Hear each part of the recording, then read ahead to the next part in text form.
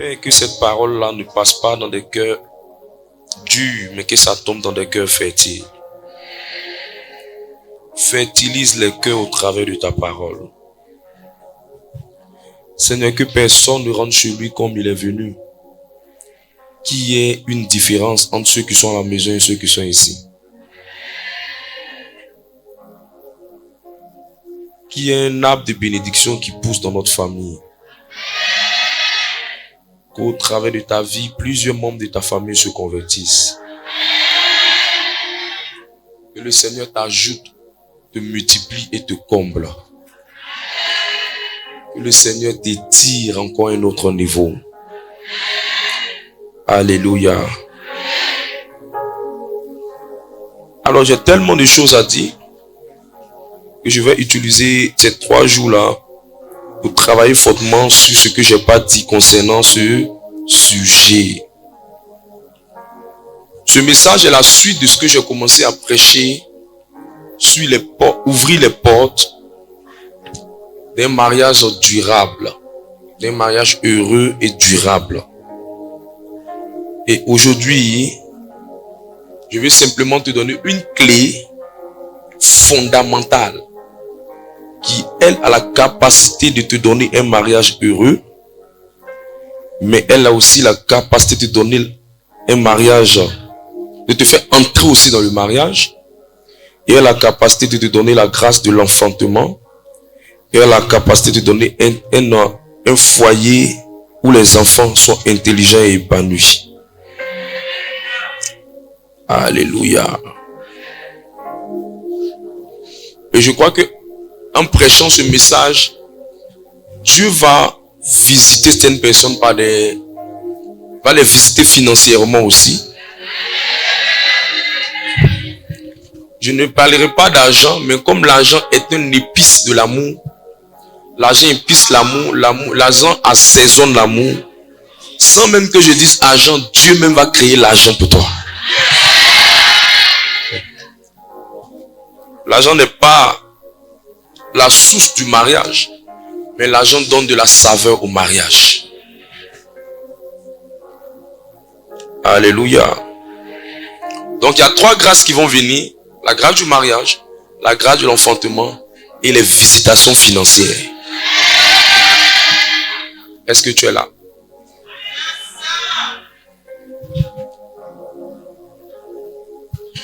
Que le diable veuille ou pas, ta vie va changer.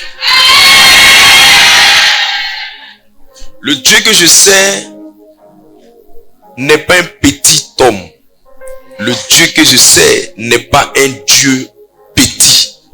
Le Dieu que je sais est un Dieu puissant et vivant. Peu importe ce que le diable t'a fait, je te le dis, Dieu va le défaire. Peu importe ce que tu as subi, tu vas dominer cette saison. Tu marcheras sur les serpents, sur les scorpions et sur toute la puissance de l'ennemi. La maladie, la pauvreté, les malheurs vont déménager de ta maison. Dieu te rendra heureux. Dieu te rendra épanoui. Dieu te comblera de joie. Alléluia. Le sujet sur le mariage est extrêmement important parce que depuis le commencement de la Bible, on parle de ce sujet. Le sujet sur le mariage est extrêmement important parce que depuis la création, on parle de ce sujet. Quand vous lisez la Bible, vous allez vous rendre compte qu'à la création, ce sujet a été évoqué. Et la première fois où Dieu a béni les hommes, il les a bénis dans le mariage. Genèse le chapitre 1 verset 28, quelqu'un me fait la lecture.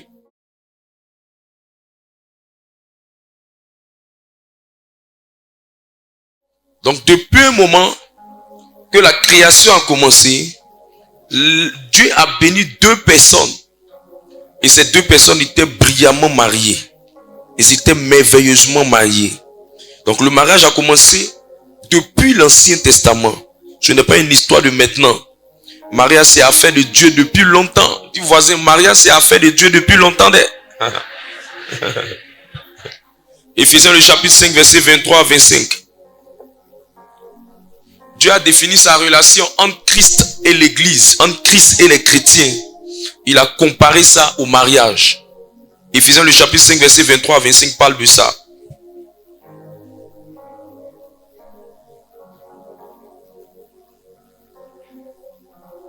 Éphésiens le chapitre 5, à partir du verset 23. Car le mari est le chef de la femme, comme Christ est le chef de l'Église, qui est son corps. Comme Christ est le chef de l'Église, qui est son corps. Donc vous voyez, Dieu fait la comparaison entre la relation homme et femme et la relation entre lui et les chrétiens. Donc avant même que les hommes n'existent, l'Église existait. Avant même que l'Église existe, Jésus existait. Donc Dieu a fait un rapprochement du mariage en parlant de Christ et de l'Église. Donc ça veut dire, c'est pas une affaire de maintenant, c'est une affaire de depuis longtemps. Et qui est avec moi? L'autre chose qui fait que le mariage est extrêmement aussi important, c'est que quand Dieu a créé les hommes, les animaux et tout ce qui existe, il n'y avait pas de problème sur la terre. Quand Dieu a créé tout ce qu'il fallait, il n'y avait pas de problème sur la terre. Quand vous commencez à lire à partir de Genèse, le chapitre 2, versets 24 à 25, faites la lecture. Dès que la femme est entrée pour engager le mariage net, Satan s'est levé. Ça veut dire que le mariage est tellement important que ça a effrayé Satan le jour où la femme est venue. Mais quand l'homme était tranquille, seul, célibataire, dans un célibatorium renforcé, endurci et prononcé, comme ton voisin, Satan ne s'est pas levé. Mais le jour où on dit mariage va rentrer dans cette affaire-là, Satan s'est levé. Genèse 2, 24 à 25. Genèse chapitre 2, à partir du verset 24. C'est pourquoi l'homme quittera son père et sa mère et s'attachera à sa femme et ils deviendront une seule chair. Ils deviendront une seule chair. Satan s'est calmé pour le moment. Dieu a juste parlé. L'homme et sa femme étaient tous deux nus et ils n'en avaient point honte. Satan a vu que à affaire où ils n'ont pas honte là, il risque de faire enfant dedans. Le verset suivant. Genèse chapitre 3. Verset 1. Le verset 1. Le serpent était le plus rusé de tous les animaux Dès qu'on des dit champs. que les deux étaient nus et qu'ils étaient tranquilles, voilà l'affaire là qui a commencé. On finit de parler d'un bon personnage, l'homme et la femme qui sont tous les deux nus. Et on arrive au chapitre 3, on voit que on nous dit le serpent. Le diable s'est senti menacé par l'union entre l'homme et la femme. Voilà pourquoi il fait son entrée en scène par le serpent. Continue. Le serpent était le plus rusé de tous les animaux des champs que l'Éternel Dieu avait fait. Il dit à la femme. Il dit à la femme. Dieu t'a-t-il réellement dit, vous ne mangerez pas tous les arbres du jardin? Vous voyez un peu comment les problèmes ont commencé dans la vie de cette femme.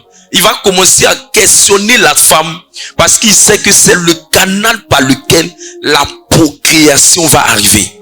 C'est le canal par lequel la multiplication va arriver. C'est le canal par lequel l'homme va être incubé et va se reproduire. Alors Dieu, le diable, va se lever précisément vers la cible numéro 1 pour la fécondation, pour la procréation, pour la multiplication, pour le peuplement de la terre. C'est pour ça qu'il va commencer à faire tout ce scénario.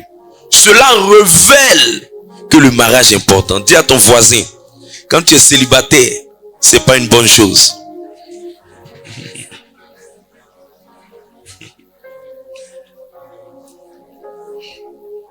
Lorsque nous avançons dans le Nouveau Testament, lorsque nous avançons dans le Nouveau Testament, lorsqu'on arrive dans le livre de Genèse, le livre de Jean, le chapitre 2, Le premier miracle a eu lieu dans le mariage. Le premier miracle a eu lieu dans le mariage. L'occasion m'est donnée pour dire à quelqu'un qui est en train de m'écouter, on ne se marie pas seulement parce qu'on a beaucoup d'argent. On se marie parce qu'on veut expérimenter le miracle de Dieu. Parce que toute personne qui s'engage sur le chemin du mariage ouvre le chemin du miraculeux dans sa vie. Oui. C'est pourquoi quelqu'un peut avoir juste un peu d'argent et avoir le projet de se marier. Mais comme le mariage a fait entrer le miracle fera que de cette petite somme que tu as eue, Dieu va faire un miracle pour que tu puisses te marier. Toi-même à la fin, tu ne sauras pas comment tu as fait. Mais ce qui est sûr, tu t'es marié. Parce que le mariage a lui-même introduit le miracle. Si Dieu fait son premier miracle dans un mariage, c'est une manière de nous faire comprendre combien de fois Dieu est intéressé par le mariage.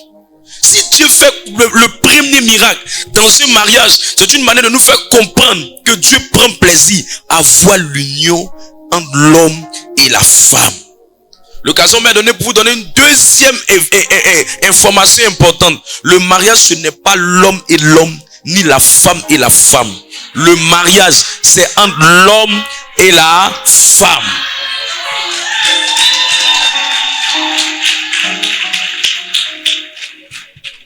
Alors si un homosexuel, sache que le vendredi, ça sera spécial délivrance. On va enlever ça dans ton sang.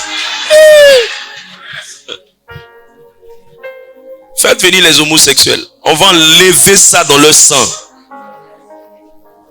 Tout comportement efféminé est paralysé de ton sang.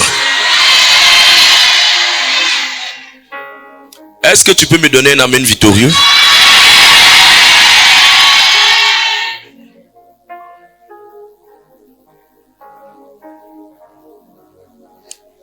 Est-ce que vous savez que quand le mariage a commencé à évoluer et que Adam et Ève se sont mis ensemble et que Adam connut Ève et qu'ils évoluent, c'est là que la naissance va arriver. La naissance de Caïn, la naissance de Abel et ensuite de Caïn. Quelqu'un est avec moi? Ce que vous devez savoir, c'est que Abel est né dans un bon environnement, mais Caïn est sorti après qu'il y ait eu le péché entre Adam et Ève. Amen. Et Caïn, il n'y a pas quelqu'un qui veut appeler son enfant aujourd'hui Caïn. C'est pourquoi quand nous parlons du mariage, nous terminons avec l'enfantement. Parce que nous croyons qu'il y a une différence entre élever les enfants et éduquer les enfants. Beaucoup de gens veulent des enfants mais ils n'obtiennent pas parce qu'ils veulent élever. Alors que Dieu veut des enfants éduqués. Parce que dans les familles, élever un enfant, c'est lui donner à manger. Éduquer un enfant, c'est faire plus que lui donner à manger. Lui donner une direction de la vie. Je lève ma main. Qu'au travers de ce message, on n'est pas des enfants qui seront élevés, mais qu'on est des enfants qui seront éduqués. Que la sainte famille soit au milieu de nous. Que des familles à l'image, à la ressemblance de Jésus soient au milieu de nous.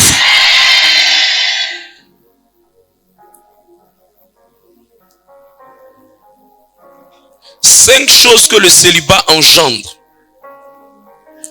La première chose, c'est que le célibat te fait vivre dans une vie de débauche. Quand quelqu'un l'entend dans le célibat, à un moment donné, il ne tiendra pas. La seule condition pour tenir dans le célibat, c'est la condition selon laquelle tu es resté puceau ou tu es resté vierge. Mais dès l'instant où tu as déjà goûté aux eaux de la citerne, ton bas-ventre réclamera peu importe les 40 jours de jeûne que tu prendras. C'est pourquoi la solution de Dieu pour traiter l'impudicité, c'est d'amener ses enfants à se marier. Écoute, tu n'es pas un moine, tu ne tiendras pas jusqu'à la fin de ta vie. Écoute, tu n'es pas une sœur, une religieuse. À un moment donné, tu vas avoir des grincements de reins. À un moment donné, tu vas te sentir bizarre. C'est pas un démon. C'est le signe que ton corps ne supporte plus le célibat.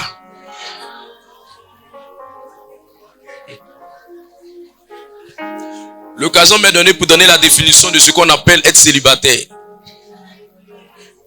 Il y a des gens, quand ils ont une caution et qu'ils prennent une maison, ils se disent à partir de là que eux, ils peuvent fonder un foyer. Non. Est célibataire toute personne qui n'est pas mariée religieusement, coutumièrement et civilement. Est célibataire tout individu qui n'est pas marié coutumièrement, religieusement et civilement. Quelqu'un est avec moi? Dès l'instant où vous êtes en train de faire le premier pas, vous êtes déjà apprécié par Dieu parce que Dieu est en train de voir que vous êtes en train de briser la barrière. Mais le concubinage est un célibat caché. C'est briser et violer le protocole. Je prie que Dieu t'aide à ne pas briser et violer le protocole.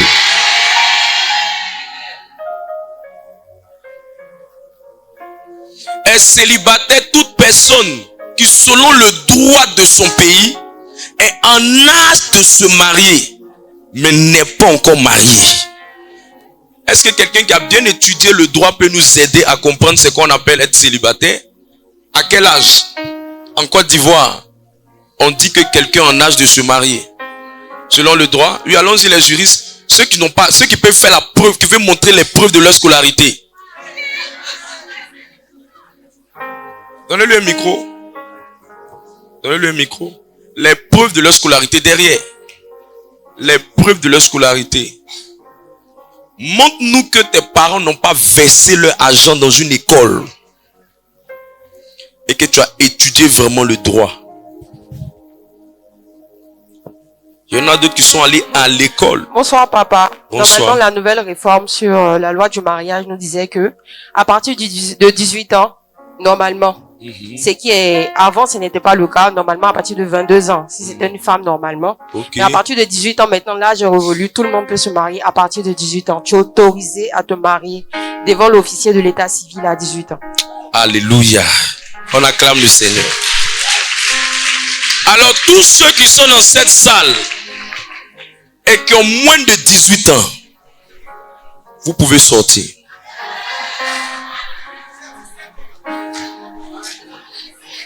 Déjà, il n'y a pas la place. Il n'y a pas la place déjà. Si vous partez, ça va aider quand même les autres à s'asseoir, à avoir de la place. Regarde ton voisin. Plus de 18 ans ou moins de 18 ans. Parce que on veut parler des choses sérieuses. Vous ne me faites pas, ils vont me convoquer. Interdit au moins de 18 ans. Qui t'a envoyé même ici? On parle de mariage. Toi, tu as 15 ans. Tu viens. À quand mon mariage? Ah, aussi. Arrête pour toi là. T'es dans quoi?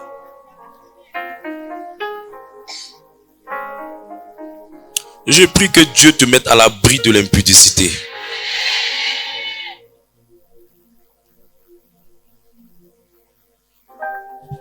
La deuxième conséquence, c'est que le célibat crée des troubles émotionnels. Quand quelqu'un est célibataire, émotionnellement, il n'est pas stable. Le matin, il peut se réveiller et puis il crie. Il se lève, il est énervé. Elle se lève, son visage est serré. Son bas-ventre réclame ses droits.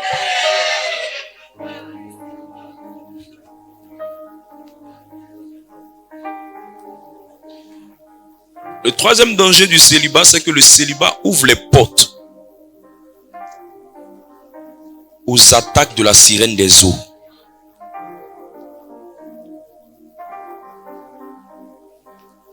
Le célibat ouvre les portes aux attaques de la sirène des eaux.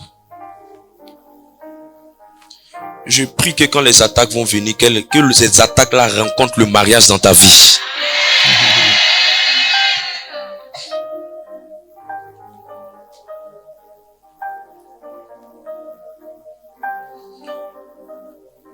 La cinquième conséquence, c'est que le célibat freine l'accomplissement de la destinée.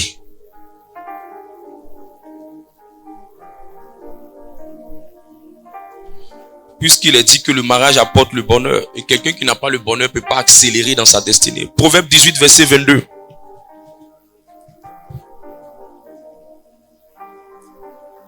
Que Dieu réduise le nombre de célibataires au milieu de nous. Proverbe 18, à partir du verset 22. Celui qui trouve une femme trouve le bonheur. Donc ça veut dire que celui qui n'a pas encore trouvé la femme et qui est célibataire, celui qui n'a pas encore trouvé le mari qui est célibataire, il manque de bonheur. Dis voisin, si tu es célibataire, c'est que tu manques de bonheur. C'est pas moi qui ai écrit, hein, c'est la Bible. Tu n'es pas épanoui. Que Dieu te vienne en aide. Que Dieu ne t'oublie pas après ces 3 jours. Que Dieu ne t'oublie pas après ces 3 jours. Au nom de... Est-ce que je peux encore compléter?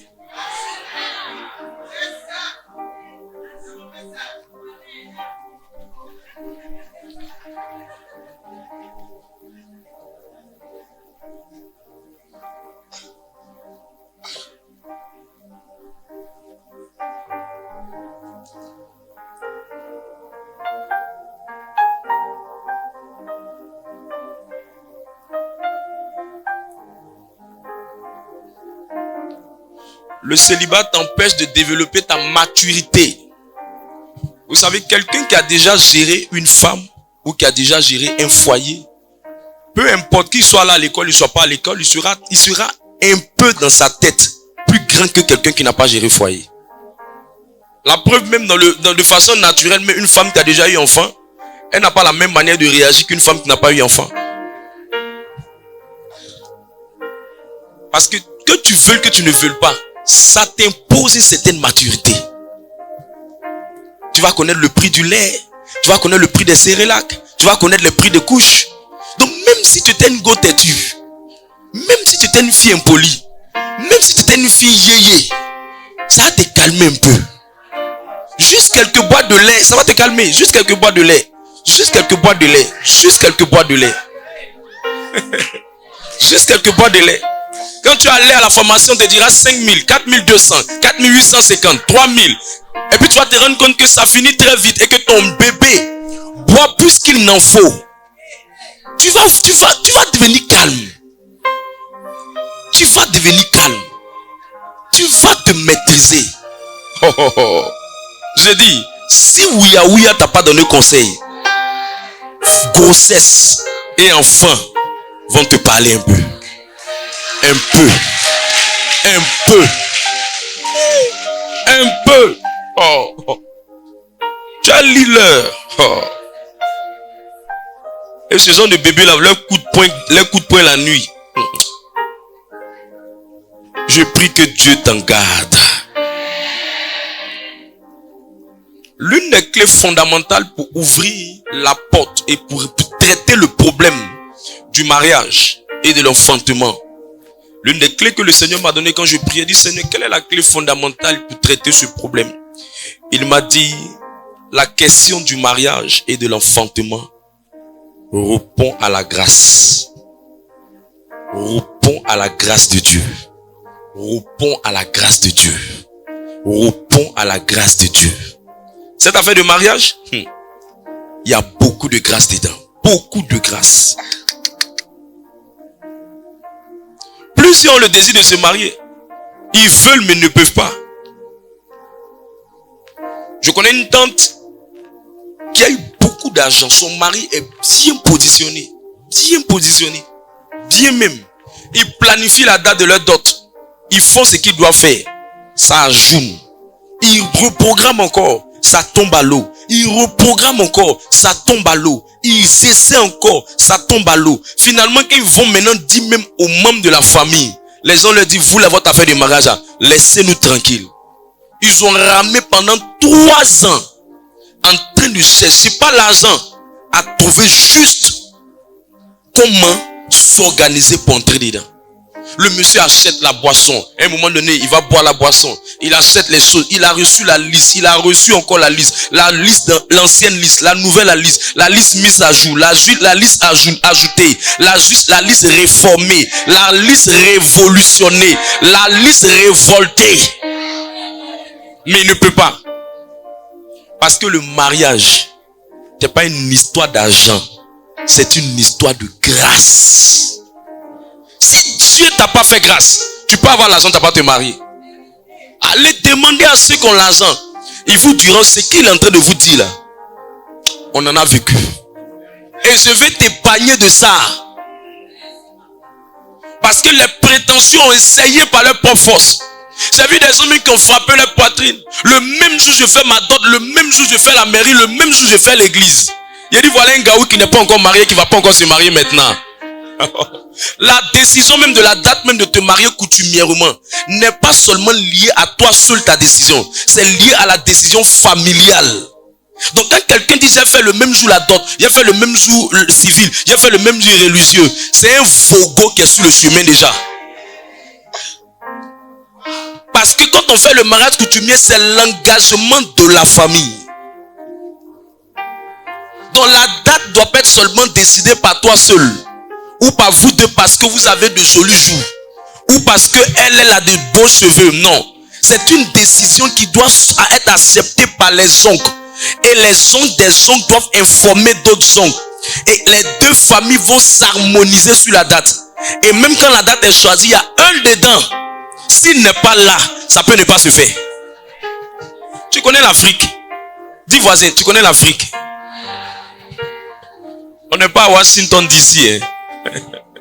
C'est pourquoi le mariage est une affaire de grâce. C'est la grâce qui va faire que la date que tu vas choisir, les gens de la famille A vont valider, les gens de la famille B vont valider, et vous allez harmoniser sur la date que vous avez choisie, et ils vont être en accord avec ça. Ça là, c'est la grâce qui fait ça.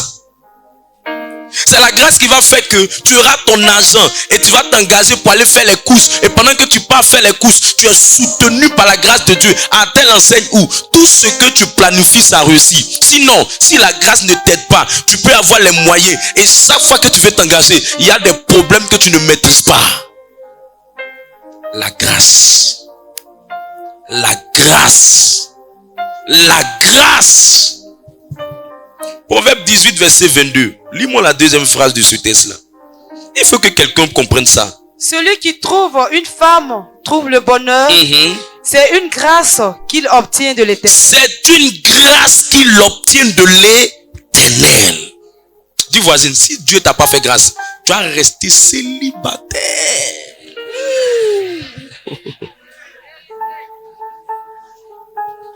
Six vérités importantes sur la grâce du mariage.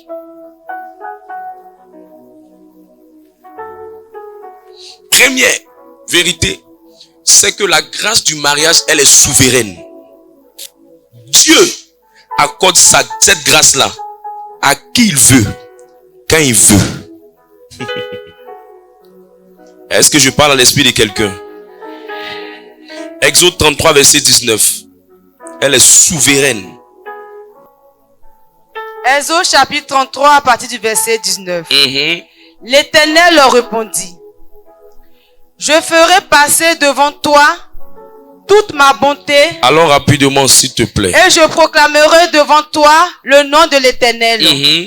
Je fais grâce à qui je fais grâce. Je fais grâce à qui je fais grâce. Et miséricorde à qui je fais miséricorde. Et miséricorde à qui. J'ai vu deux sœurs au quartier. Une s'est mariée, l'autre encore en famille. Même temps. Les deux ont des bagages. Vous connaissez les bagages? Okay.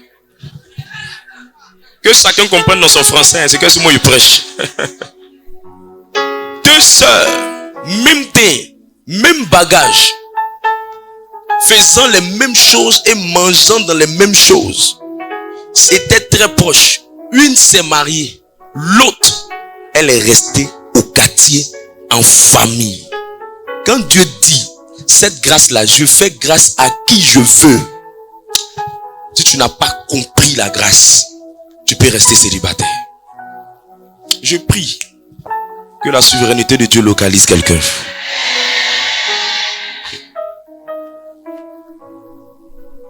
Deux sœurs, à cause de ça, il y a eu empoisonnement. Ah, c'est un homme de Dieu, dans lui-même son propre ministère. Il faisait le ministère à l'épée. Et à l'épée, ils avaient une personne qui était derrière l'eau là-bas, un blanc là, dans un pays, et il voit deux sœurs. Il demande à ce qu'on lui montre les photos des filles. On lui montre les photos. Une qui est bien sapée. Et il y a une autre, elle a tassé un pain bizarre dans une brousse quelque part. Elles sont sorties. Le blanc l'a dit, c'est l'autre là, il veut. Sa camarade a dit, non, mais tu vois, celle elle est bien habillée. Il dit, non, non, non, non. C'est celle qui a pagne là, bizarre là. C'est elle, je veux.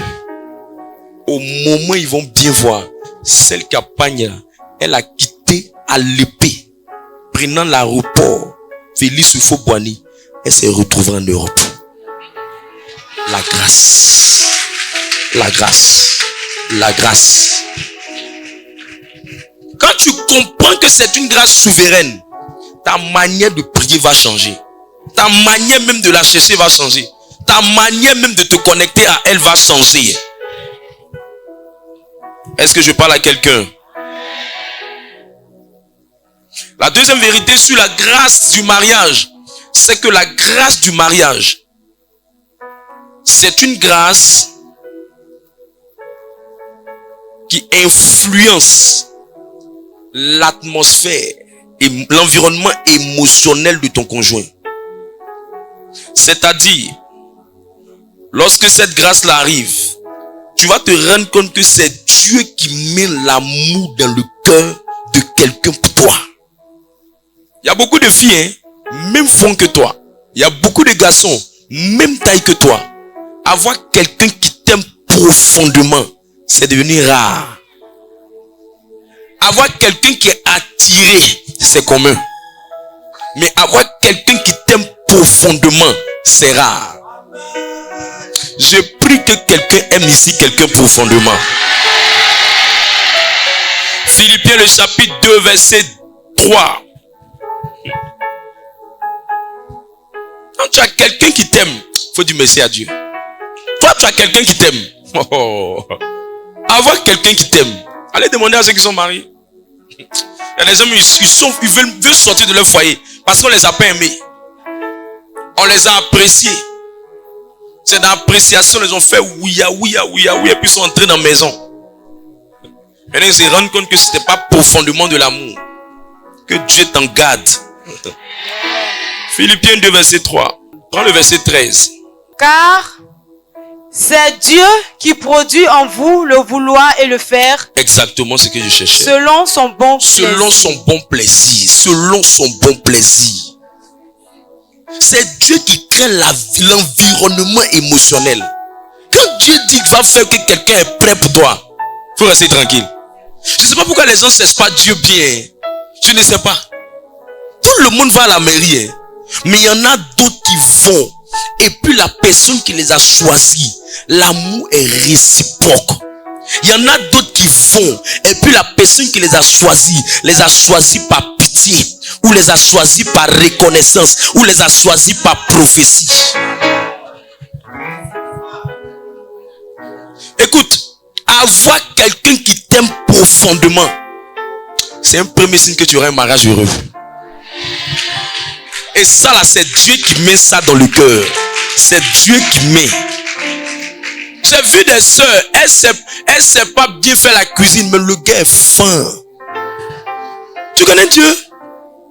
J'ai vu des gens, le gars n'est pas tape à l'œil, mais la fille l'aime.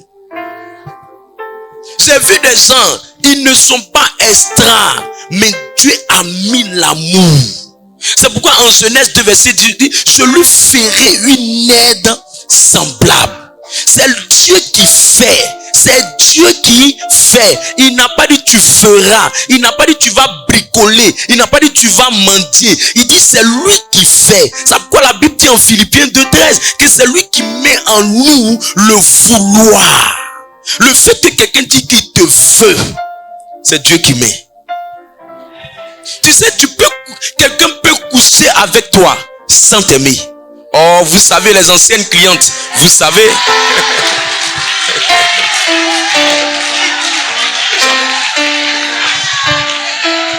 Est-ce que je peux presser? Si les rapports sexuels étaient la preuve de l'amour, les prostituées seraient les mariées. Si les rapports sexuels étaient la preuve de l'amour, toutes les prostituées seraient les premières mariées. Il y a des gens qui couchent avec toi juste parce qu'ils veulent se déparasiter. D'autres, ils veulent se déstresser.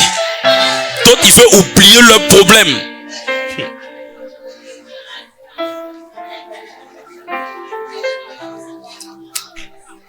Je prie que la grâce du mariage descende sur toi. Que la grâce du mariage descende sur toi.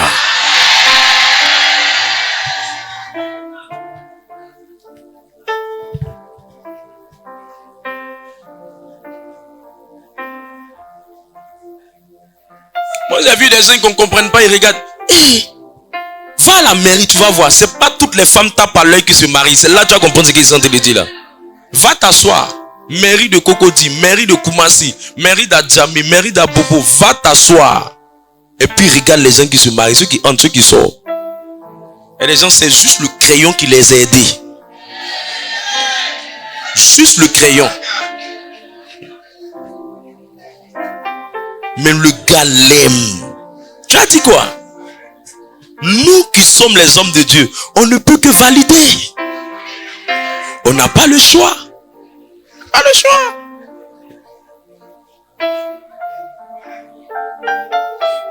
Troisième vérité sur la grâce du mariage.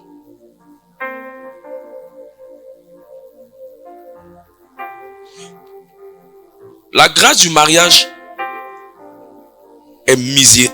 agit avec la miséricorde.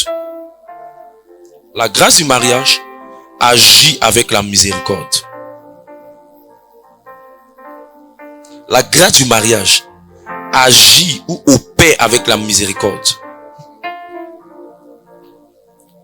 Où tu veux, tu mets, elle est miséricordieuse.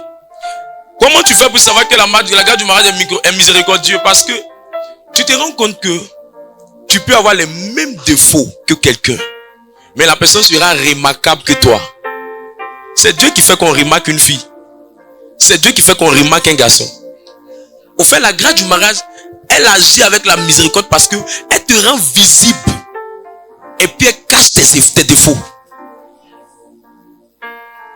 Elle fait qu'on voit le côté qui est bon en toi. Mais le côté qui n'est pas bon en toi, on ne voit pas. Tu demandes au gars, tu dis, mais attends, la fille là, son foie est bombé. Il dit, oh papa, c'est bien rond, c'est rond, c'est rond, c'est rond, c'est rond. Elle te rend visible, épousable, remarquable, et on t'apprécie au point de vouloir te marier. Il y a des garçons qui sont tapés à l'œil, mais ils n'intéressent pas les filles. Il ne tue pas avec des filles.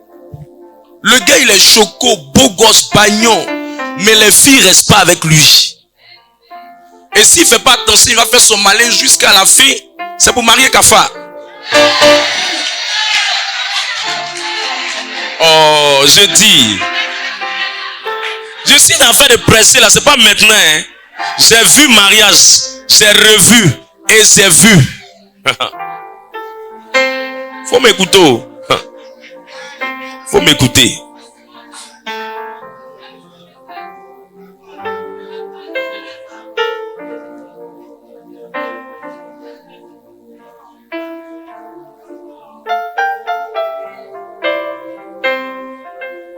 La grâce du mariage marche. La quatrième vérité sur la grâce du mariage, c'est que la grâce du mariage travaille avec les rencontres profitables, opère avec les rencontres profitables. C'est Dieu qui fait que les gens se rencontrent. Si Dieu n'est pas avec toi, Tu as beau faire, le jour toi tu arrives dans l'endroit, tu dois le croiser, c'est le jour là la personne est au Mali. La raison de ton célibat, c'est que là où ton mari doit être, où ta femme doit être, tu ne vas pas là-bas. Le gars lui mange shawarma, toi tu es toujours macho gourou. Si Dieu t'a pas aidé à le croiser, si Dieu t'a pas aidé, vous n'allez pas vous croiser. Disons-nous la vérité, c'est quand même un mystère. C'est quand même un mystère. Deux personnes d'ethnie différentes, deux personnes de culture différentes, deux personnes qui sont d'habitation différentes et qui se croisent dans un endroit. Si ce n'est pas la grâce de Dieu, il y a des gens qui vont jamais se croiser, ils vont quitter la terre. C'est Dieu qui crée les rencontres. C'est Dieu qui crée les rencontres. Et c'est la grâce qui fait ça. Pourquoi d'autres font des rencontres, d'autres ne font pas des rencontres? Et l'occasion m'est donnée pour dire, si tu veux demander à ta voisine, il y a des gens, ils ne rencontrent personne. Faut pas qu'on va demander. Hein. Il y a des gens, ça fait 6 mois, 2 ans, 3 ans, on les a pas arrêtés. Ils croisent personne. Tous ceux qui croisent, c'est leur, si c'est une femme, elle croise ses soeurs en Christ. C'est un garçon, il croise ses frères dans la foi.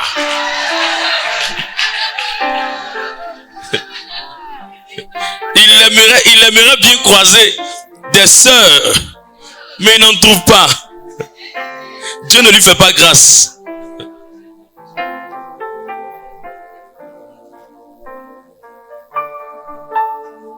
Le mariage est une grâce, la 5e vérité.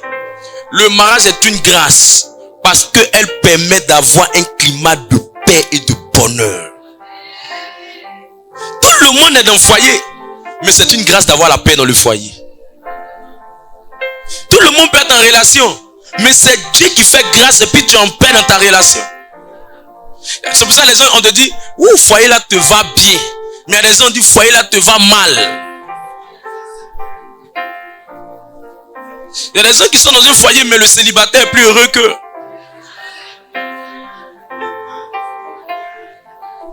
Avoir la paix, la tranquillité, le bonheur conjugal, c'est une grâce de Dieu. Je sais de quoi je parle. Tu peux avoir tout l'or du monde, mais cette grâce-là, tu ne l'as pas. Tu peux avoir tu peux être même dans une grande maison, mais tu n'es pas en paix. Vous ne vous entendez pas. Matin, soir, c'est palable. Aujourd'hui, ça, demain, ci. Demain, autre version de discours. Demain, une autre version de discours. Chaque fois, c'est des mésententes, des malentendus. C'est une grâce d'avoir la paix. D'avoir la paix. Qui a la paix dans son foyer?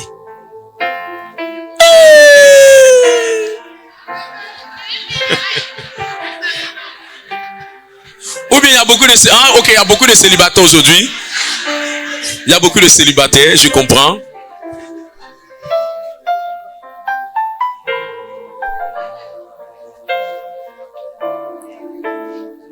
Quand ta maison est un havre de paix, tu dors tranquille.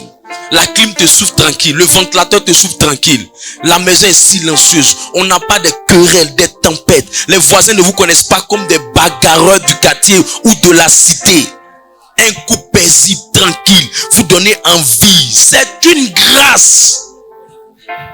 Sur 10 foyers, le nombre de foyers qu'on la paie, ça peut valoir seulement 2 foyers sur 10.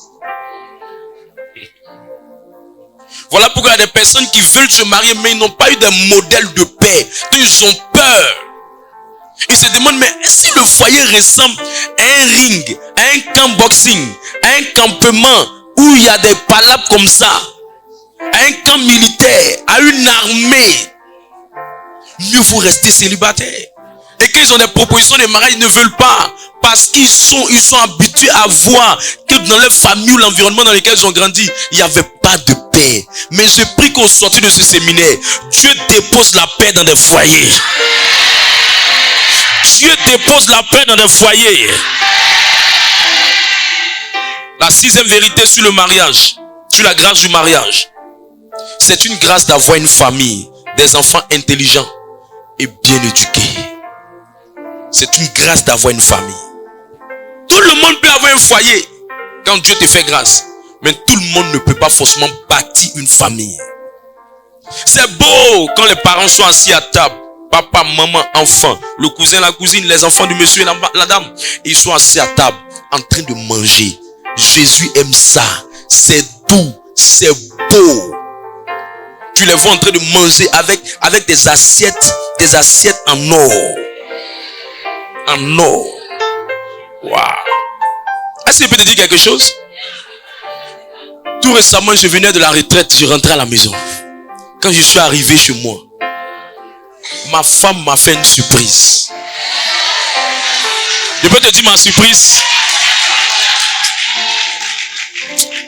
C'est bon d'avoir une bonne femme. Ma femme m'a acheté des cuillères et des assiettes en or.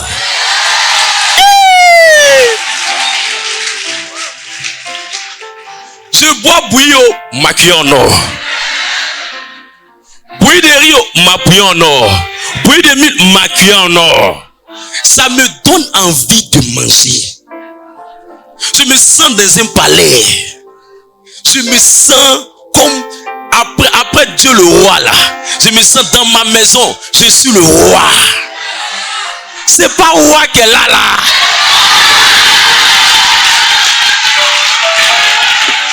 Oh, c'est trop beau. Les sous-tasses, la petite, tout en or. La fourchette en or. 2 jours là, quand je finis ce séminaire là, 2 jours là, ne vous amusez pas. Ne vous amusez pas. Je serai assis. Mais quand je regarde même mon couteau, ma cuillère en or, j'ai l'impression que je ne suis pas habité en fait. Je prie que tu puisses expérimenter ça.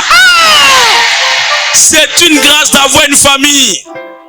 C'est une grâce d'avoir des enfants. Que Dieu t'en donne. Je prophétise que tu n'es pas de voyou parmi tes filles. Je prophétise que tu n'es pas de vagabond parmi tes fils. Que tes futurs enfants ne te donnent pas le malheur. Que tes futurs enfants ne te mettent pas dans la frustration. Au nom de... Tous les hommes qui ne sont pas épanouis à la maison sont pressés de sortir. Ou ils sont beaucoup dehors. Comment tu fais pour déclencher la grâce? Je donne 3 éléments aujourd'hui, un peu en part. Le premier élément qui est très fondamental, qui permet à quelqu'un de prendre la grâce de Dieu, qui permet d'avoir un mariage tranquille, paisible, épanoui, d'entrer, de demeurer, de rester, de vivre un bonheur conjugal. C'est l'humilité. L'humilité. Jacques 4, verset 6. L'humilité. Les anglophones disent humility. Jacques chapitre 4, à partir du verset 6. Il accorde au contraire une grâce plus excellente. Plus excellente. C'est pourquoi l'Écriture dit. L'Écriture dit. Dieu résiste aux orgueilleux. Il résiste aux orgueilleux. Mais il fait grâce aux humbles. Il fait grâce aux hommes. Dieu résiste aux orgueilleux. Et il y a plusieurs grâces. Il y a une grâce simple. Il y a une grâce normale. Mais il y a un niveau de grâce qui vient de l'humilité là. On appelle ça une grâce plus excellente. Donc ça veut dire qu'il y a une grâce simple. Il y a une grâce excellente. Et puis il y a une grâce plus excellente. Ce dont moi je veux pour toi cette saison, ce n'est pas une grâce seulement. Ce n'est pas une grâce excellente. C'est une grâce plus excellente. Que Dieu te donne une grâce plus excellente. Reçois ça par le sang de Jésus-Christ. Beaucoup de personnes sont maintenues dans le célibat à cause de l'orgueil. Beaucoup de personnes sont privées de la grâce à cause de l'orgueil. L'ennemi de l'orgueilleux, ce n'est plus le diable. Le diable laisse toujours l'orgueilleux entre les mains de celui qui ne supporte pas l'orgueilleux. Et celui qui ne supporte pas l'orgueilleux, c'est Dieu. L'ennemi de l'orgueilleux, ce n'est même pas un sorcier. Un sorcier vient être juste l'agent. Il vient juste l'instrument. Il vient juste seulement le transporteur. Sinon, celui qui est à la base, qui combat l'orgueilleux, c'est Dieu lui-même. C'est pourquoi la Bible ne dit pas que l'Écriture dit que le diable résiste à l'orgueilleux. Mais la Bible dit que Dieu lui-même résiste à l'orgueilleux. L'orgueil vous rend ennemi de Dieu. L'orgueil vous rend opposé à Dieu. L'orgueil fait de vous le pire cauchemar de Dieu. L'orgueil fait de vous l'adversaire de Dieu. L'orgueil vous met en inimité avec Dieu. Si vous pouvez développer l'humilité, si vous pouvez marcher dans l'humilité, si vous pouvez vivre dans l'humilité, vous allez entrer dans le vrai mariage et vous allez demeurer dans le mariage et vous allez connaître l'enfantement et la joie d'une bonne famille épanouie. Je relâche sur chacun d'entre vous ici la grâce du mariage. Je ne sais pas pourquoi les chrétiens ne se concentrent pas sur comment avoir la grâce. Mais ils se concentrent sur beaucoup de choses qui ne sont pas utiles. Ils se concentrent sur beaucoup de choses qui ne sont pas importantes. Le premier signe que quelqu'un est en train de marcher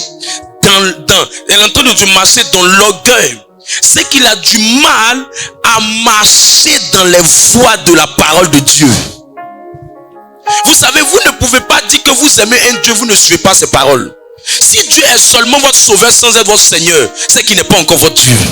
Dieu commence à devenir le maître et le propriétaire de votre vie lorsqu'il devient votre Seigneur. C'est la preuve que vous lui avez donné le volant de votre vie. Écoutez-moi bien, votre vie a été écrite par Dieu. Il est l'architecte de votre destinée. Vous ne pouvez pas construire un bâtiment dont un architecte maîtrise le plan sans consulter l'architecte qui a fait le plan. Écoute-moi, la Bible dit en Jérémie 29 verset 11 que moi Dieu, si tu lis bien le Jérémie 29, tu vas te rendre compte que dans la bouche de Jérémie, Dieu va dire moi l'Éternel. Le mot moi l'Éternel veut dire c'est mon plan, c'est mon projet, c'est moi qui l'ai écrit, c'est moi qui l'ai tracé. Satan ne connaît pas quand je l'ai écrit. Satan ne maîtrise pas ce que j'ai écrit. Satan ne peut pas arrêter ce que j'ai écrit. C'est moi qui ai formé. Il dit j'ai formé. Il dit car j'ai formé. C'est Dieu qui a formé ces projets pour vous. Et si vous ne pouvez pas avoir une vie épanouie sans vous soumettre à ce Dieu, sans suivre ce Dieu, sans chercher ce Dieu, tous ceux qui opèrent dans la grâce, ce sont des gens qui ont la quête permanente du Seigneur.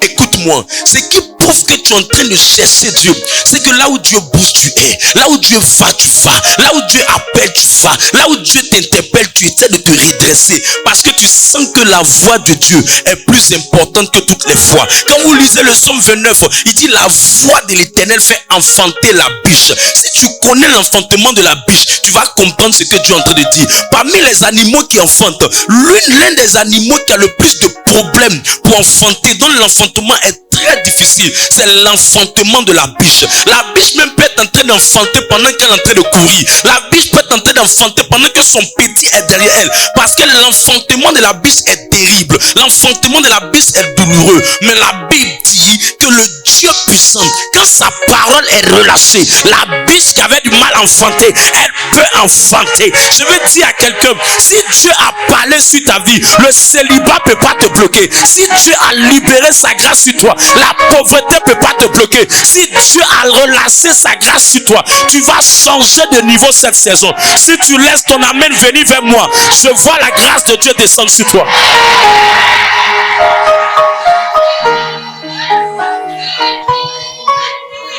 C'est la fin de la bataille de quelqu'un cette saison. Écoute, toutes mes prophéties que je te donne cette saison, si tu peux les noter, faut les noter. Faut les noter. La voix de l'Éternel va faire enfanter les biches dans ta vie. La Bible dit qu'elle va embraser les forêts. Ça veut dire que si elle est venue aux forêts quelque part, la voix de l'Éternel va faire dégager cette forêt. Tu marches avec Dieu en suivant Dieu. Et c'est ça qui fait que sa grâce vient. La Bible dit que quand Osias a cherché l'Éternel, l'Éternel lui a accordé sa grâce. Quand Esther a cherché l'Éternel, l'Éternel lui a accordé sa grâce. Quand David a cherché l'Éternel, l'Éternel lui a accordé sa grâce. Quand Joseph a cherché l'Éternel, l'Éternel lui a accordé sa grâce. Vous voulez la grâce de Dieu, cherchez Dieu. Cherchez Dieu. Que Dieu soit d'abord la source de tout. Que le mariage ne soit pas votre but, mais que Dieu soit votre but. Si Dieu est votre but, la grâce du mariage viendra dans votre vie. La grâce de l'enfantement viendra dans votre vie. La grâce du bonheur viendra dans leur vie. La grâce de la percée financière viendra dans votre vie. Dieu, dis à ton voisin Dieu. Dieu. Dieu. Cherche Dieu. Cherche Dieu. Cherche Dieu. Écoute, quand quelqu'un commence à chercher Dieu, au départ on se moque de lui. Mais c'est bizarre pendant qu'il est en train de chercher le Seigneur et qu'on se moque de lui. Le demain de cette personne est meilleur que le présent des personnes qui sont moquées de lui. Quand on est en train de se moquer de quelqu'un qui cherche Dieu, aujourd'hui son présent peut ressembler à rien. Mais dans peu de temps, c'est celui-là qui finit par diriger ceux qui sont moqués de lui. Ne laisse pas le regard des gens se moquer de toi. Continue de chercher Dieu.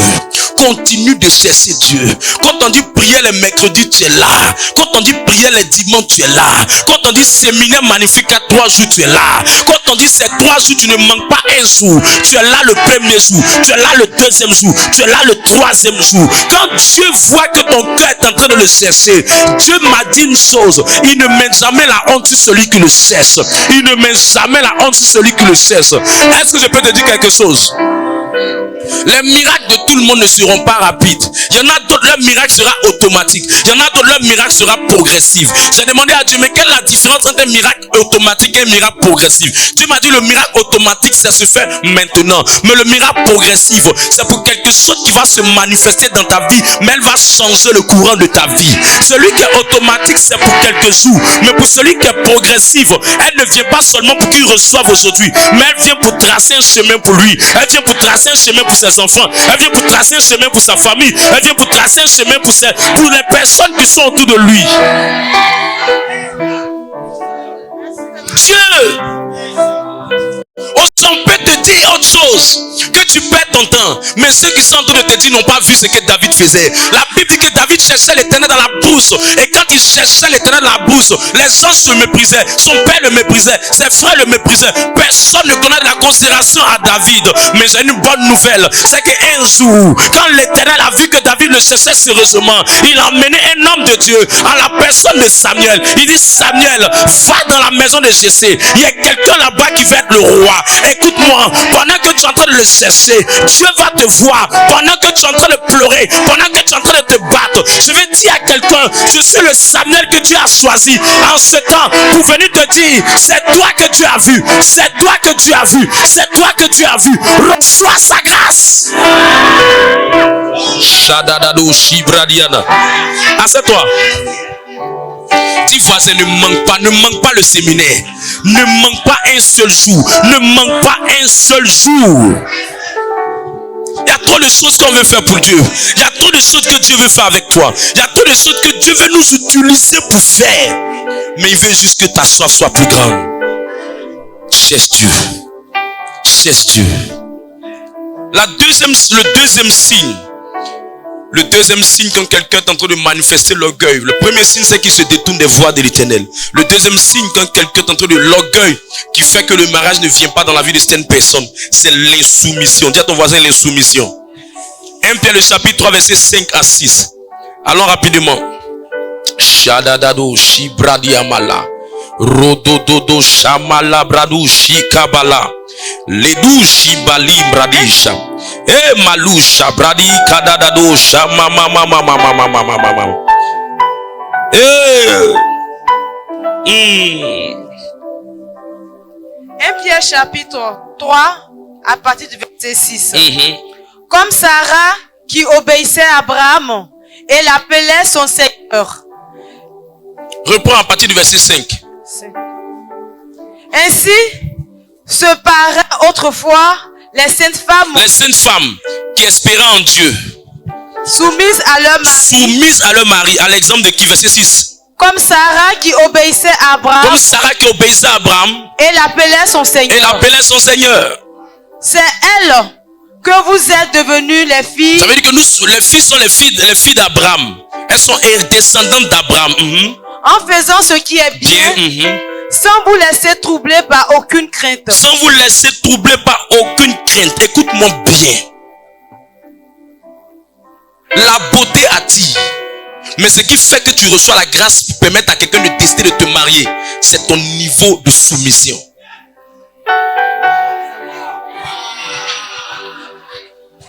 Les hommes aiment les femmes belles. Tout le monde est attiré plus ou moins par la beauté. Mais ce qui retient, c'est le caractère. Et l'un des caractères qui retient le cœur des hommes, qui incline le cœur des hommes, c'est la soumission. Vous allez rester longtemps célibataire si vous ne devenez pas soumise. Écoute, le principe ne changera pas. Le principe est le même. L'homme est le chef de la femme et la femme est l'aide de son homme. Nous ne sommes pas en train d'autoriser que l'homme soit en train de marcher sur la femme, mais nous sommes en train de dire qu'aussi longtemps que la femme prend le rôle de soumise, elle peut aller plus vite, elle peut aller plus loin et elle va rester dans le foyer et demeurer dans le foyer. Écoutez-moi bien, ce message s'adresse, un, pour celui qui est célibataire, mais deux, pour celui qui est marié. Je dis et je répète, pour entrer dans le mariage, Dieu regarde ta soumission. Mais pour rester longtemps dans le mariage et avoir le cœur de son homme dans ta main, Dieu regarde aussi la soumission. Parce que tu peux avoir un homme qui est présent de corps sans être présent de cœur. Quand un homme est présent de cœur, il te donne son attention, il te donne son intérêt, il te donne sa chaleur, il te donne son amour. Mais quand ton homme est présent de corps, il te parle seulement comme si vous êtes dans une armée. J'ai besoin de manger, j'ai besoin de ceci. Même quand vous vous appelez, il n'y a pas de communion, il n'y a pas d'intimité, il n'y a pas de douceur, il n'y a pas de communication, il n'y a pas certaine fraîcheur entre vous deux. Tout est dur, tout est difficile. Pourquoi? Parce que tu as manqué de soumission. Est-ce que je peux parler? Comment est-ce qu'on peut pour apprécier la soumission d'une femme? On apprécie la soumission d'une femme par sa réaction. C'est dans la réaction qu'on peut apprécier la soumission. Comment on voit que tu es soumise? C'est lorsque tu as une action contraire, mais tu as une réaction qui est toujours positive. Mais l'insoumission de beaucoup de femmes, lorsqu'elle a une réaction qu'elle n'apprécie pas, lorsqu'elle voit un comportement qu'elle n'apprécie pas, lorsqu'elle voit une attitude qu'elle n'apprécie pas, au lieu de l'appeler mon chéri, mon bébé, mon Seigneur, elle finit par dire Bertrand, Berté, Bernard. Quand c'est trop élevé, mais c'est mon frère. Il est ton frère depuis quand? Tu te déshabilles devant tes frères maintenant? Tu dors avec tes frères maintenant? Tes frères, ils couchent avec toi? C'est pas ton frère. C'est parce que tu es fâché que tu dis mon frère. C'est l'insoumission. Sarah appelait Abraham mon Seigneur. Écoute, tu sais pourquoi tu n'arrives pas à te soumettre? Tu n'arrives pas à te soumettre parce que tu ne sais pas trouver un homme qui te prend, qui t'aime, qui te choisit et qui va jusqu'à te marier. Ma soeur, même si tu n'as pas l'or du monde à lui donner, ta soumission est un signe de reconnaissance. C'est pas qu'il est parfait, mais le fait de te soumettre, c'est l'expression de quelqu'un qui dit, parmi tant d'autres filles, tu m'as choisi, tu m'as aimé, tu m'as apprécié. Tu n'as pas idée. Tout homme qui doit prendre une femme, peut-être que tu sais pas, peut-être ils n'ont pas le courage de te le dire, mais je te donne l'information. La première chose, c'est que parmi tant de femmes, c'est celle-là que tu dois choisir et rester avec elle toute ta vie. Ça, c'est un. Deux, quand tu décides de prendre une femme, la femme que tu prends, tu dois trouver les mots pour la faire accepter dans ta famille. Parce que la famille qui doit l'accepter dépend de comment l'homme va la vendre, l'homme va la présenter, l'homme va l'argumenter. Et tu n'as pas idée de la bataille que le monsieur là s'est fait pour qu'on puisse t'accepter, pour qu'on puisse te considérer, pour qu'on puisse t'apprécier. Quand tu vois une femme qui est aimée par ses beaux-parents, c'est que l'homme a fait un travail de fond derrière. Peut-être qu'il y a des choses que tu as fait de bizarre, mais il n'a jamais voulu gâter ton nom. Il a tous voulu te couvrir, te cacher, te présenter sur ton bon jour. Et cet homme-là, tu peux pas lui donner la soumission. C'est que tu n'as rien compris. Si tu savais combien de fois quand un homme rencontre une femme, toute famille a déjà un plan de mariage pour les hommes. Dans chaque famille, chaque maman, chaque papa, dans toutes les familles, quand un homme naît, maman a déjà prévu le type de femme qu'elle veut qu'il ait. Toutes les familles, c'est comme ça. Quand un homme naît, son papa a déjà choisi le type de femme qu'il aimerait qu'il ait. Parce que eux se fient à l'apparence. Mais c'est l'homme maintenant qui doit convaincre cette famille que celle-là, c'est vrai qu'elle ne correspond pas à ce à quoi vous avez aspiré, mais parmi tant d'autres, je la trouve mieux, je la trouve bien, je la trouve sérieuse, je la trouve gentille. Et toi, tu soumets à une telle personne. Attention. Je suis assis là-bas, on me dit, tu vas payer 25, tu vas payer 30 francs, tu vas payer ceci. Est-ce que tu peux payer son transport? Voilà sa soeur qui vient. Regarde, c'est qui est ta femme. Je dis, vous croyez que quoi, même on est dans un dessin animé? C'est un dessin animé. Mais tout ça, tu acceptes, tu supportes, tu t'assois. Et toi, tu ne peux pas lui donner la soumission. Toi, tu ne peux pas lui donner le respect. Toi, tu ne peux pas lui donner la considération. À cause d'un petit comportement, Bertrand. À cause d'un petit comportement, mon frère. À cause d'un petit comportement, mon ami. Attention. La soumission, ça donne du charme. La soumission, ça séduit. Quand un homme voit une femme soumise, son amour pour elle se multiplie. Quand un homme voit une femme soumise, son amour pour elle devient extraordinaire. Écoutez, même quand une femme n'est pas encore mariée, on peut sentir la soumission dans sa manière de faire. On peut sentir la soumission dans sa manière de faire. Écoute, quand Adam a vu Ève, il dit, oh voici la chair de ma chair. Mais il a dit après, l'os de mes os. Ça veut dire que l'extérieur va t'attirer, mais l'intérieur va te permettre de te stabiliser avec cette personne. Et voir à l'intérieur d'elle une future mère, un futur foyer, une future destinée que tu dois bâtir. Mais pour que tu arrives à ce niveau, quand tu parles avec la personne, dans son attitude, tu dois sentir des graines de soumission. Et les graines de soumission qu'on sent quand une soeur est célibataire, c'est sa manière d'être flexible et joyeuse. Une soeur qu'on salue un peu, salut, tu dis quoi? Bonjour mon frère, tu es dur, tu salues difficilement, ton visage est serré, tu n'es pas attrayante, tu n'es pas extra, tu n'es pas chaleureuse.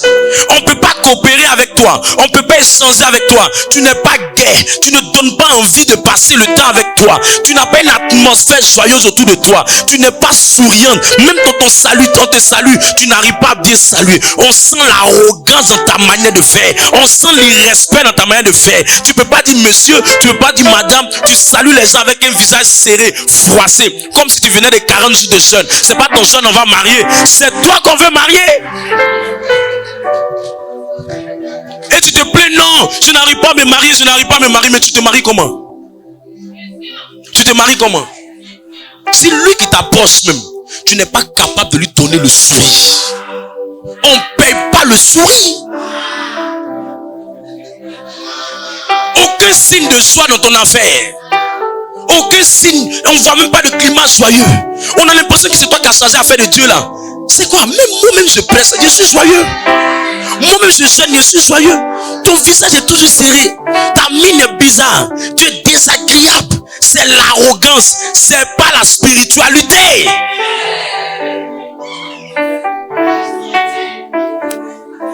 Et tu te plains, non, le Seigneur ne me donne pas la grâce du mariage. La porte de la grâce du mariage, c'est de commencer à marcher dans l'humilité. Et on voit l'humilité dans ta soumission. On voit l'humilité dans ta manière de coopérer, de côtoyer les gens. Tu es flexible, tu es malléable, tu es joyeux, tu es enthousiasmé, tu aimes causer, tu aimes saluer, tu respectes tout le monde, tu considères tout le monde. Quiconque t'approche, tu réponds bien, tu réponds avec bienséance, tu réponds avec intelligence, tu réponds avec respect. Sinon, si tu penses que tu vas rester rempli de toi et bu de toi-même, tu ne pourras pas. Tu vas rester dans ton studio seul toujours. Je parle à l'esprit de quelqu'un. Est-ce que je peux ajouter quelque chose de très profond? Voilà ce que Dieu m'a dit de très important. Il m'a dit que les hommes sont attirés par la soumission. Et quand un homme voit la soumission, il devient petit. Quand un homme voit la soumission, il devient bébé. Quand un homme voit la soumission, il s'éteint, il se désactive. Ses forces baissent.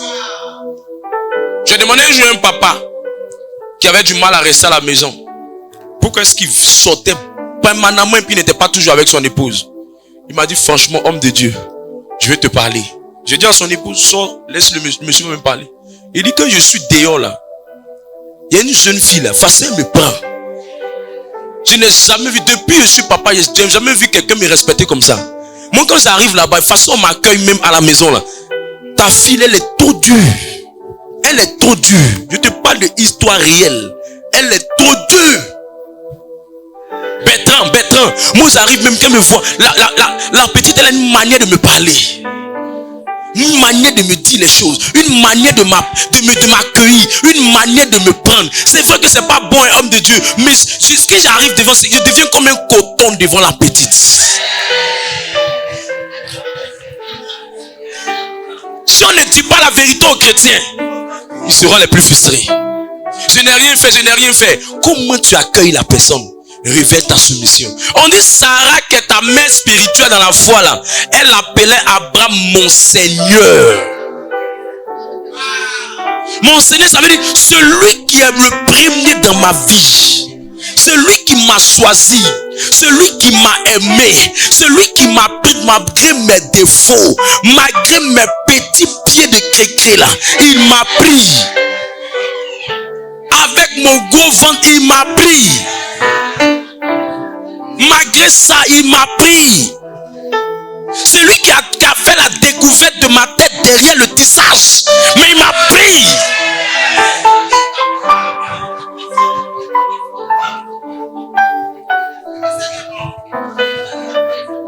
Il m'a pris. Les autres ont tchatché, mais c'est lui qui m'a prouvé qu'il était un homme. Il est mon Seigneur. Il est mon Seigneur. C'est à cause de lui qu'on me respecte. C'est à cause de lui ma famille me respecte. Il est mon Seigneur. Autant de fois je dois me soumettre, je me soumettrai. Même s'il rentre que je dois attraper ses pieds, mettre dans de l'eau chaude, je mettrai ses pieds dans de l'eau chaude. C'est lui qui m'a aimé.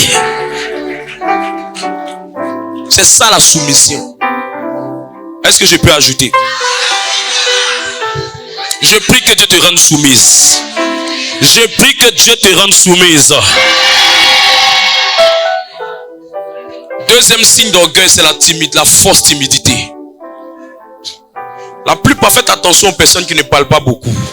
Mon expérience m'a fait croire que les personnes qui ne parlaient pas beaucoup étaient humbles, c'est faux. Les personnes qui ne parlent pas beaucoup sont les plus orgueilleuses.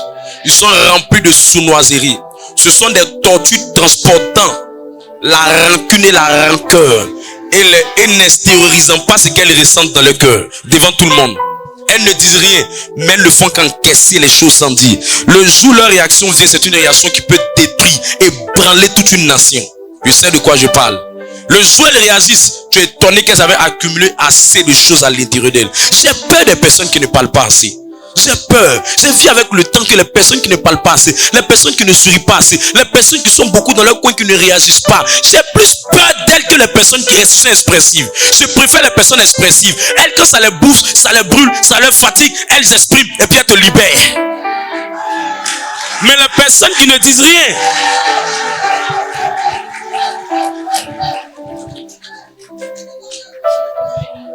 la fausse timidité.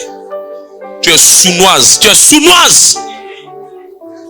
Oh, elle est calme. La fille, elle est calme. Elle n'est pas calme. Elle est orgueilleuse. C'est une prétentieuse. Si tu pouvais lire ce qui est dans la lecture de son âme. Si Dieu pouvait afficher sur les écrans qui sont là ce qui est dans son âme, tu allais te rendre compte que celle-là, celui-là, est une vipère emprisonnée dans une boîte. 2 Timothée 1 verset 7. Nous n'avons pas reçu un esprit de timidité, mais un esprit de force.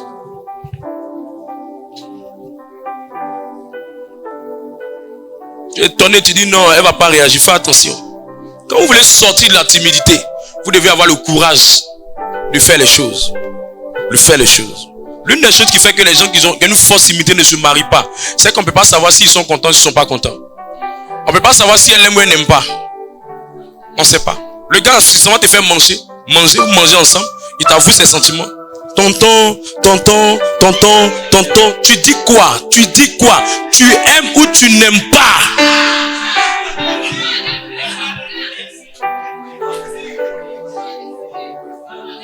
Il y a des garçons timides aussi. Il est fin, mais il tourne autour. Tu veux quoi?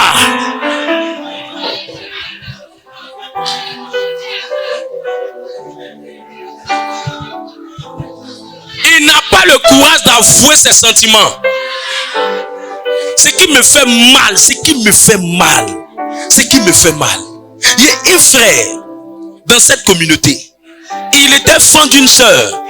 La sœur n'a pas eu le courage de lui dire, on vient ici, moi je viens, je veux bénir, je suis en train d'impacter le couple pour que Dieu leur accorde la grâce du mariage.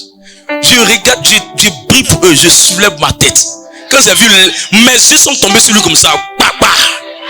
Quand j'ai vu l'expression de son visage, vous connaissez Matlaton ça?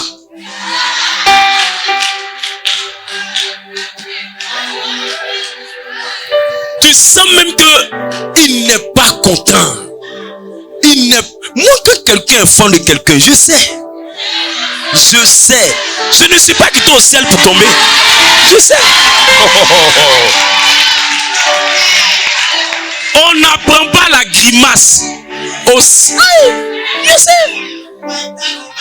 Dieu ne peut pas me donner un ministère pour gérer des gens sans avoir traversé ce genre de choses là. Je sais, prisonnier qui prêche aux prisonniers. Je dis, il souffrait d'être serré.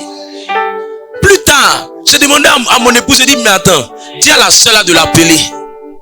Elle l'appelle, il décroche pas. Ça lui fait mal. Tu dis, tu veux pas, tu la dragues pas. Quelqu'un est venu prendre. Tu as mal par rapport à quoi? Tu es un sorcier.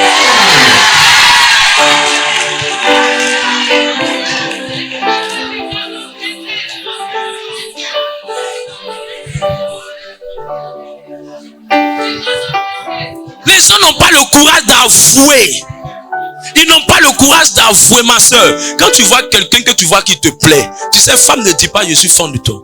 Tourne autour de lui. Tourne autour de lui. Tourne autour de lui. Tourne autour de lui. Tourne seulement. Tourne seulement. Tourne seulement. Tourne, tourne, tourne, tourne, tourne, tourne. Tourne, tourne, tourne, tourne, tourne, tourne, tourne. J'ai dit, en tournant là, il va sentir.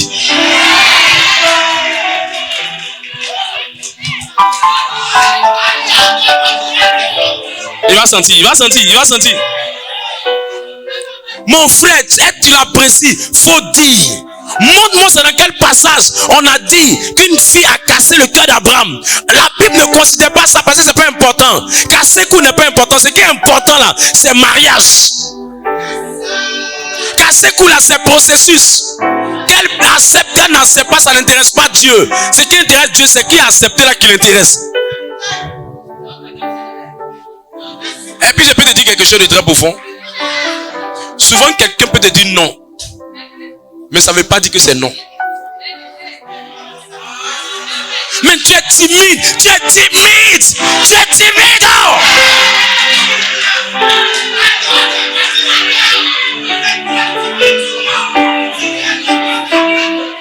C'est pour voir si tu es courageux. C'est pour voir si tu es courageux. C'est pour voir si tu peux aller jusqu'au bout. C'est pour voir si ça te tient à cœur. C'est pour voir si elle est importante pour toi. C'est pour voir si tu as de l'assurance. Arrête d'être un peu gros.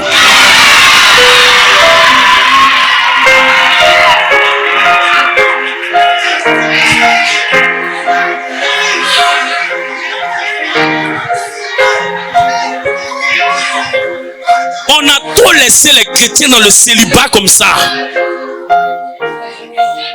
Il a des rêves de mari de nuit, c'est la seule ivoire. C'est pas mari de nuit. Tu es fan d'elle.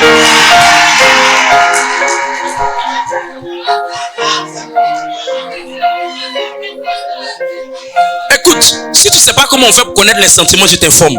Quand elle agit d'une certaine manière, pour les autres, ça te fait pas mal. Mais quand elle agit d'une certaine manière envers toi, là, ça te fait mal. Tu es fan d'elle.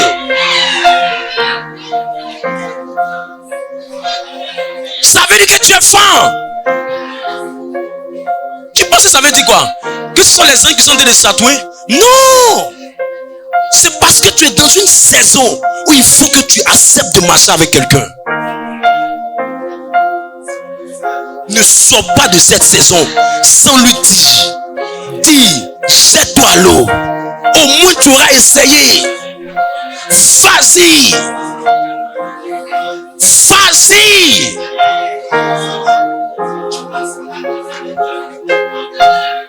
Les femmes ne cherchent pas celui qui est le plus extraordinaire. Les femmes cherchent celui qui est le plus courageux.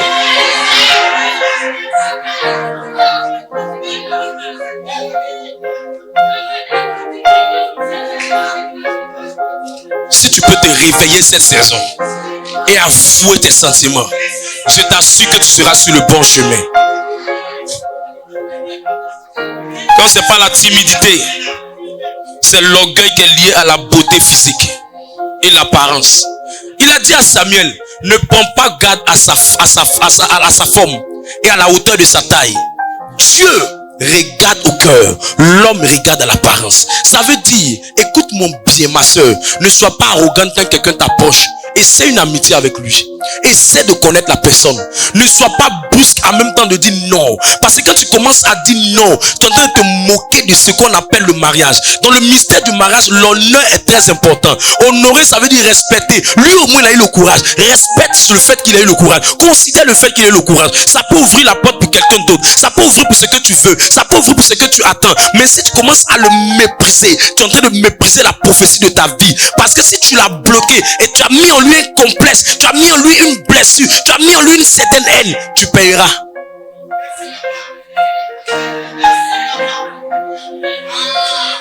Tu payeras ça.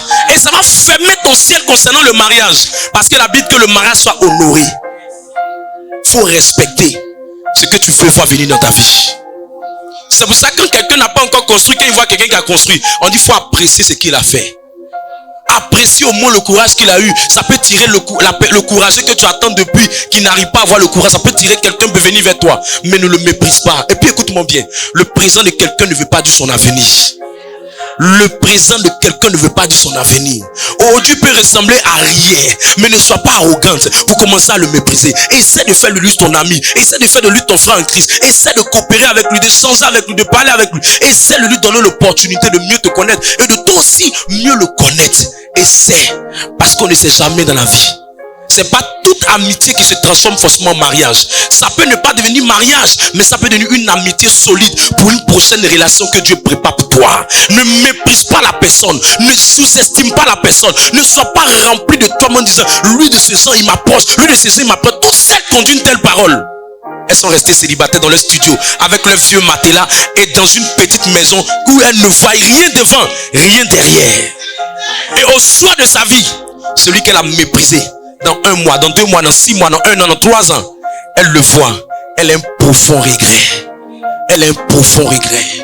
Parce que, écoute-moi bien, la beauté dépend des conditions dans lesquelles la personne est.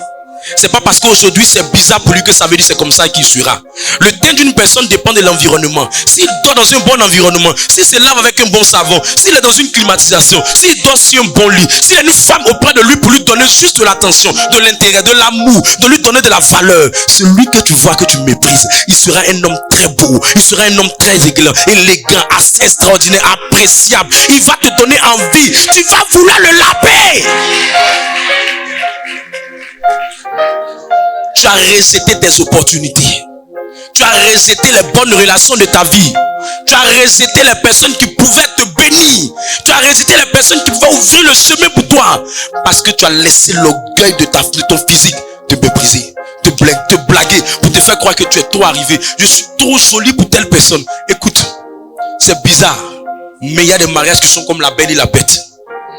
C'est bizarre, mais il y a des mariages qui sont comme la belle et la bête. Tous les mariages ne seront pas semblables à Roméo et Juliette. Il y a des mariages qui sont la belle et la bête. Ça veut dire, tu peux être extraordinaire, mais Dieu veut que tu prennes cette personne. Pourquoi? Parce que toi, ce dont tu as besoin, c'est pas seulement l'apparence de la personne. Ce dont tu as besoin, c'est comment la personne va t'aimer. Il n'est pas extraordinaire, mais il sait prendre femme. Il sait aimer une femme. Il sait considérer une femme. Il sait respecter une femme. Tu veux l'amour ou tu veux la facette de l'amour? Toutes les femmes, la plupart, écoute, quand une femme dit je veux tel homme, type d'homme, au fait c'est pas l'homme là que tu veux. C'est tu penses au fait que s'il est comme ça, il fera comme si. C'est faux. C'est pas parce que cet homme est grand de taille que ça veut dire qu'il va te soulever. Il y a des hommes qui sont grands de taille qui vont jamais te soulever dans leur vie jusqu'à vont finir de terre.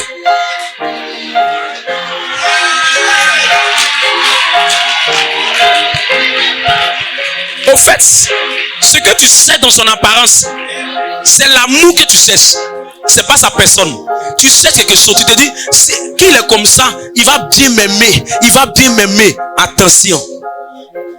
L'homme regarde à l'apparence, Dieu regarde au cœur. Le gars là, tu le vois comme ça, il va bien t'aimer. Il sait bien prendre femme, il sait respecter femme, il sait considérer femme.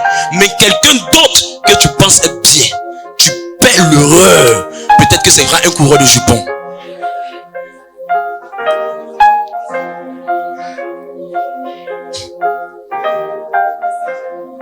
L'orgueil qui est lié à l'âge. Écoute, quelqu'un peut être moins âgé que toi et puis va te marier. Tout dépend de sa maturité. Sauf que l'écart doit être considérable. L'écart doit être considérable. Ça doit être respecté une certaine dose. Sinon, l'homme peut avoir un certain âge. Et puis là, il est mature que la femme. Il est mature que la femme. Elle a un certain âge. Mais lui, il est mature.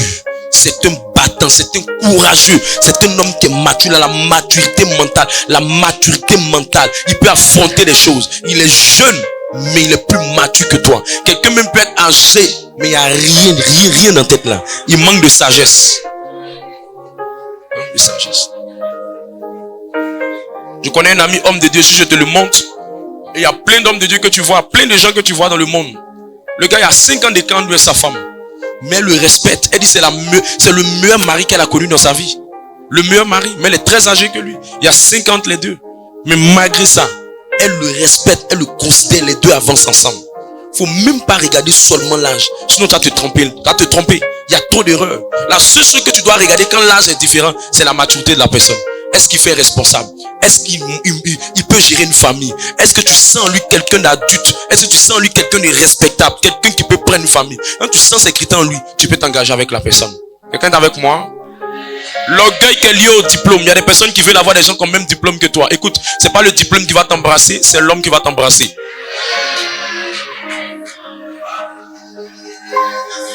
C'est pas le diplôme qui va t'embrasser, c'est l'homme qui va t'embrasser.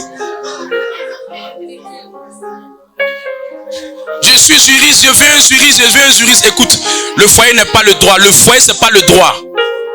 Le foyer, c'est pas le droit. La preuve, les plus intellos ne sont pas les bons maris. Les bons maris. Les plus intellos ne sont pas les bons maris. Pourquoi une femme peut être aussi brillante et puis elle va sortir avec son gardien, alors que son mari peut être un homme qui travaille à la BAD? C'est qu'elle a besoin. C'est est-ce qu'il me donne l'affection? Est-ce qu'il m'aime? Est-ce qu'il me considère? Allez voir des femmes qui sont nantis, qui ont des grands diplômes, mais aujourd'hui sont en train de sortir avec le jardinier, le gardien, le blanchisseur. Pourquoi? Pourquoi? Faut pas, ça va te rattraper demain. Tu auras des regrets. Tu as eu tes diplômes. Maintenant tu veux quelqu'un qui est diplômé. Est-ce que vous allez parler le droit là-bas? Article 1, article 2.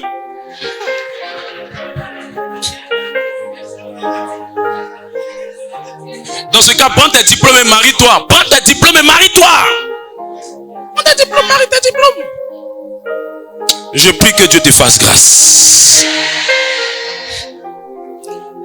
Si ce n'est pas l'orgueil qui est lié au diplôme, c'est l'orgueil qui est lié à la position sociale. Une femme peut rencontrer quelqu'un qui a moins d'argent qu'elle.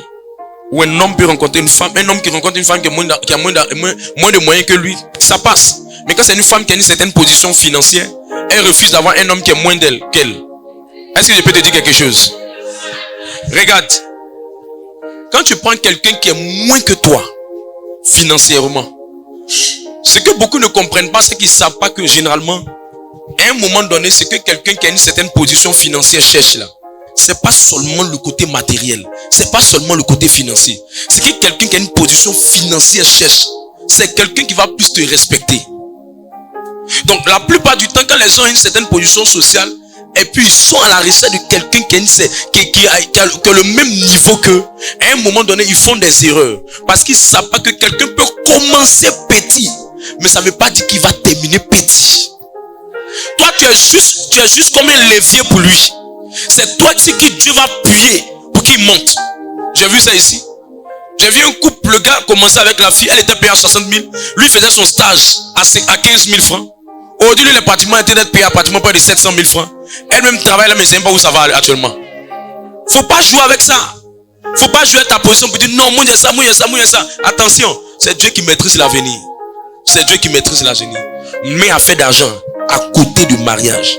Faut pas mélanger parce que tu as beaucoup. C'est ça qui fait que beaucoup ont fait les erreurs. Quand les parents souvent rencontrent leur fille, qui rencontre quelqu'un, la première question qu'ils posent, il fait quoi? Moi je crois que c'est une question qui est diabolique, ça qui a amené beaucoup de divorces. Ça a amené beaucoup de divorces parce que il fait quoi ne veut pas dire qu'il va t'aimer. Il fait quoi ne veut pas dire qu'il va te respecter. Ce que tu dois rechercher en lui, ce sont les valeurs. Est-ce qu'il est courageux? Est-ce qu'il a une vision? Est-ce que c'est un battant? Est-ce que c'est quelqu'un qui sait où il va? S'il a ça en lui, juste avec un peu de prière, juste avec un peu d'enseignement, juste après, avec un peu de conseil, il peut devenir quelqu'un de grand. Il peut devenir quelqu'un de grand. Beaucoup de gens veulent ce qui est déjà mûr. Voilà pourquoi tu as toujours des problèmes pour sortir avec des hommes qui sont mariés. Or, si tu essaies d'accepter ce qui est déjà devant toi et tu te bats avec cette personne à aller au construire, même si la personne n'a pas été reconnaissante, Dieu te donnera ce qui est déjà mûr. Quand tu vois quelqu'un qui a déjà en train de se mettre avec quelqu'un qui est déjà mûr, c'est qu'elle a sémé en quelqu'un qui n'était pas mûr et puis la personne n'a pas été reconnaissante. Ça ne ment jamais. Je sais de quoi je parle. Je suis une ancienne bibliothèque. Je connais tous les types de couples. Je sais de quoi je te parle. Quelqu'un est avec moi.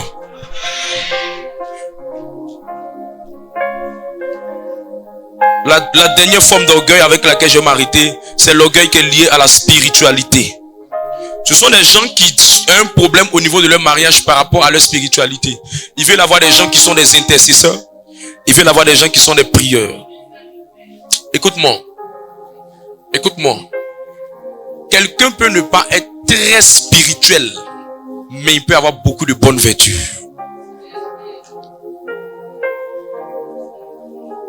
Quelqu'un peut être très spirituel, ou bien très dans les choses de Dieu, mais il n'a pas de vertu.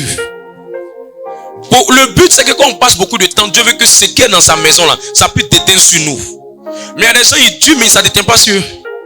Leur cœur encore dû, leur comportement encore pareil, leur mentalité encore pareil. Ils pensent comme les gens d'Adjamé alors qu'ils sont quittés d'Adjamé. Ils pensent comme les gens du monde alors qu'ils sont sortis du monde.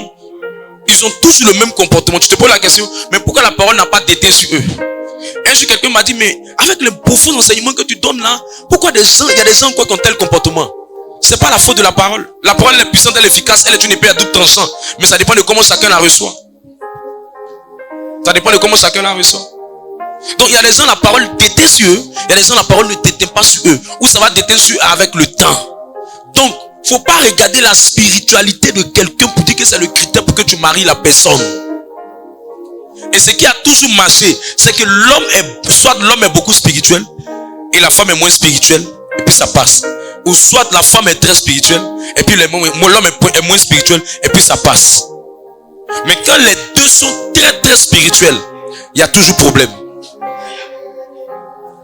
Parce que pendant qu'on dit c'est le moment de faire ce qui est, de répondre à son devoir conjugal, il y a un qui va dire que lui c'est le moment pour lui d'intercéder.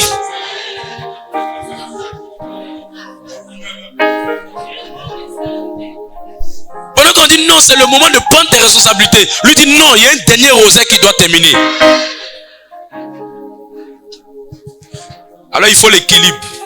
Il faut l'équilibre. C'est pour ça les bons couples, c'est un mélange des deux qui font la beauté du foyer. Qui font la beauté du foyer. Et écoute-moi bien, généralement, l'environnement où on t'enseigne la parole, c'est un environnement pour bâtir de bonnes familles. Pour bâtir de bonnes familles. Si tu marches avec quelqu'un, faut l'exposer à un environnement où on enseigne. Faut l'exposer à un environnement où on enseigne. C'est parce que les gens sont assis ici qu'ils entendent les enseignements que demain ils peuvent dire se marier. Mais il y a des gens qui sont assis, le gars il couche avec la fille pendant longtemps, mais il pense même pas à se marier. Ça ne fleuve même pas sa pensée. Parce que quoi, l'environnement dans lequel il a grandi là, c'est pas un environnement où on lui a montré que le mariage est important. Moi, depuis j'ai commencé à marcher avec le Seigneur, je le dis, mes enfants naissent dans le mariage. C'était mon leitmotiv. J'ai dit que la personne que je vais aimer, que je sois maudit de ne pas prier avec la personne, que je sois maudit. J'ai déjà maudit ma vie sur ça. Si elle m'engageait dessus, j'allais prendre la malédiction. Parce que je connaissais mes principes. Je savais où je voulais aller. Je savais ce que je voulais devenir. Je savais ce que j'aspirais. Si tu n'es pas un homme de principe, tu ne peux pas aller loin avec Dieu. Allez regarder dans le monde. Tous ceux qui sont arrivés loin, ils sont entourés de bonnes femmes ou de bonnes personnes. La femme d'Obama n'est pas une femme extraordinaire. Mais c'est elle qui a fait d'Obama ce qu'il est devenu. Allez demander à Mark Zuckerberg. La femme de Mark Zuckerberg n'est pas la Miss Monde du monde. Mais Mark Zuckerberg est celui qui a créé a fini par faire Facebook. Allez voir dans le monde, tous les grands n'ont pas pris des femmes tape à l'œil. Généralement, ce qui tape à l'œil, souvent il y a beaucoup de tape à l'œil, mais il n'y a rien dans la tête. Il n'y a rien dans la tête. Est-ce que tu as une vision? Est-ce que tu as enseigné? Est-ce qu'elle est bâtie? Est-ce que vous êtes en train de construire des familles solides? Il y a des personnes, Dieu t'attend une grande vision, mais tu viens te mettre avec quelqu'un qui n'a pas une grande vision. C'est pour ça que quand tu rencontres quelqu'un, il faut tout faire pour qu'il soit exposé aux mêmes enseignements que toi, pour qu'il puisse manger les mêmes messages que toi, pour qu'il puisse entendre la même parole que toi, pour que vous alliez dans la même direction et puissiez construire quelque chose de très grand. Tous les grands hommes, j'ai étudié leur histoire, j'ai fait la bibliographie de tous les grands hommes. Ils n'ont pas pris des gens tape à l'œil, des gens extraordinaires, des gens quand tout le monde les voit, ils sont unanimes que c'est la beauté la plus grande de la. Ils ne sont pas simples, des personnes simples. Tu vois la femme d'Obama, tu es là, tu te poses la question, mais il est très beau pour une telle femme. Mais elle a quelque chose dans la tête. Elle peut aller loin avec telle personne. Est-ce que tu veux aller quelque part? Mets une très bonne personne auprès de toi. Faut pas regarder seulement aujourd'hui. Oh, il m'aime, il m'apprécie, il m'apprécie. Est-ce que tu vas aller loin? Tu veux la grâce? Tu veux construire une bonne famille? Tu veux bâtir quelque chose de grand? S'il te plaît, entoure-toi d'une bonne personne. Entoure-toi d'un bon homme. Entoure-toi d'un homme qui vise loin. Un homme avec qui tu pries. Un homme qui a la crainte de Dieu. Un homme avec qui tu peux servir le Seigneur. Une telle personne peut trancher ta vie pour la gloire. Quand les moments de haut viendront, il pourra tenir avec toi. Quand les moments de bas viendront, il pourra tenir avec toi. Mais si tu allais prendre quelqu'un qui veut juste se faire voir, se faire valoir, sa forme, ses bagages, son aspect extérieur, mais qui n'a pas de vision, qui n'a pas de but, qui ne sait pas ce qu'elle veut, qui ne sait pas ce qu'elle veut construire, qui n'a pas de principe, qui n'est pas quelqu'un de profond. Mais tu allais te prendre mettre avec quelqu'un de léger. Tu me diras demain si je savais. Tu auras le plus grand regret de ta destinée. Tu auras les plus grands pleurs de ta vie. C'est pourquoi un moment de ta vie, travaille sur tes choix. L'occasion m'est donnée pour dire à toi qui n'as pas encore choisi, tu peux encore décider de choisir. Comment je vois un homme qui n'arrive pas à venir s'asseoir avec sa femme pour prier? Je vois quelqu'un qui va rien y venir. Parce que le juge Satan veut t'attaquer. Si Satan est passé par elle pour détruire Adam, toi tu es qui? Adam, il n'y avait même pas encore en ce moment de femmes qui sont dans la rue à pas tenter de porter les pantalons plaqués. Il n'y avait pas ça. Mais Satan a voulu le faire tomber par Ève. Qui es-tu? Écoute-moi, je peux te choquer. J'ai prêché à une cérémonie de mariage d'une sœur. J'ai dit à la sœur, devant tout le monde, les gens m'ont regardé, ils étaient étonnés. J'ai dit, un homme qui n'est pas profondément assis en Dieu peut jamais être fidèle. Peut jamais être fidèle. Et je pèse mes mots. Peut jamais être fidèle. Le temps dans lequel on est, femme est versée. Chaque jour, de jolies femmes sortent. Chaque jour, la sirène des eaux fait sortir des femmes même de l'eau. Ne vous amusez pas. Même les enfants qu'on met au monde dans notre temps aujourd'hui, le monsieur et la femme sont noirs. L'enfant soit clair. Faut pas jouer. Le monde dans lequel on est aujourd'hui, faut pas avoir la crainte de Dieu dans ton cœur. Tu as trompé ta femme, tu as trompé ton mari. Allez vous marier avec des gens qui ne savent pas où ils vont. Vous serez victime de divorce, de séparation, d'infidélité, d'adultère, de pression. Pourquoi? Parce qu'aucun homme ne peut sauver une femme. Aucune femme ne peut sauver un homme. La seule personne qui surveille le cœur des gens, c'est Jésus.